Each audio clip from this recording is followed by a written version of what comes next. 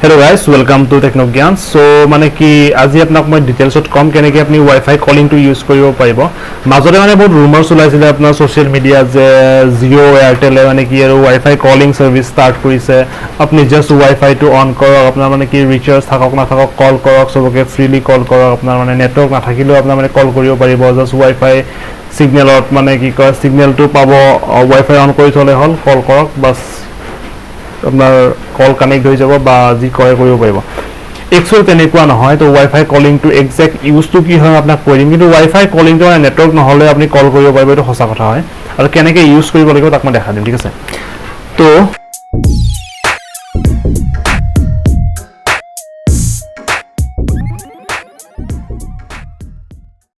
মানে কি actually wifi কলিঙত কি হয় আপোনাৰ,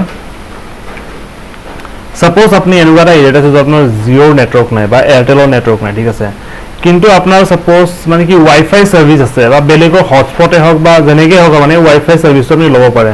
আৰু মানে সেই সাপোজ জিঅ' সিমে কাম কৰে না বিএছএনএলে কাম কৰে বা আপোনাৰ এয়াৰটেলে কাম কৰে বা তেখেতৰ পৰা আপুনি মানে ওয়াইফাই এক্সেছটো পাই কাৰণে আপোনাৰ মোবাইলটো ইণ্টাৰনেটত কানেক্ট কৰিব পাৰিছে আৰু ওয়াইফাই থ্ৰুদি কানেক্ট হৈছে।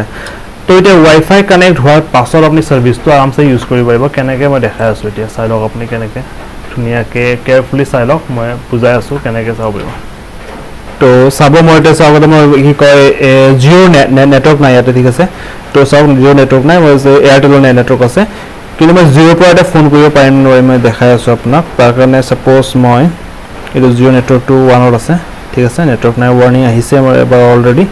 তো নেক্সট মই কি কৰিম এতিয়া, ছাপ'জ মই কল কৰিব যদি যাওঁ, নেটৱৰ্কটো নাই মোৰ ইয়াতে, তো মই কল কৰিব যদি যাওঁ, ছাপ'জ মই কল লগালোঁ কাৰোবাক, চব কি আছে নেটৱৰ্ক নট এভেইলেবল দেখাই আছে, ঠিক আছে, কল কৰিব নোৱাৰোঁ আল্টিমেটলি, নেটৱৰ্ক নট এভেইলেবল আহি আছে বাৰে বাৰে আহি, ঠিক আছে।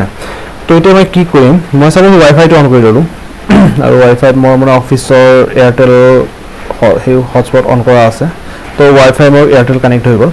এতিয়া মই কল কৰিব গৈছোঁ, নাই হোৱা। তো এনেকৈ একচুৱেলি কাম নকৰে বুজিছে, এনেকৈ আপুনি কৰিলে কাম নকৰিব। ওয়াইফাইটো কানেক্ট কৰিব, যিকোনো ওয়াইফাই হওক ইণ্টাৰনেট এক্সেছ থাকিলে হ'ল ওয়াইফাইত, তো আপুনি ইউজ কৰিব পাৰিব। তাৰ কাৰণে মই ছেটিংছত যাব লাগিব, ছেটিংছত গৈ মই চিম সাৰ্ভিসত যাম, তাৰপৰা মই এয়াৰটেল হয় যি হয়, তাৰ আমাৰ তলত এটা অপশ্যন থাকিব মেক কলছ ইউজিং ওয়াইফাই, তো এইটোৱে ওয়াইফাই কলিং হয়, তো এইটো মই এনেবল কৰিব লাগিব, ঠিক আছে। এনেবল কৰাৰ চাওক মোৰ নেটৱৰ্কটো আপ ডাউন হৈছে, যদি মই এনেবল কৰি দিওঁ নেটৱৰ্কটো আহি গৈছে, দুডাল দেখাইছে, মানে ওয়াইফাই ষ্ট্ৰেণ্ডটো ইকুৱেল দেখাইছে এইটোৰ লগত। চাওক ওয়াইফাই ষ্ট্ৰেণ্ড যিমান আছে তত মানে মোৰ নেটৱৰ্ক সিমান দেখাইছে।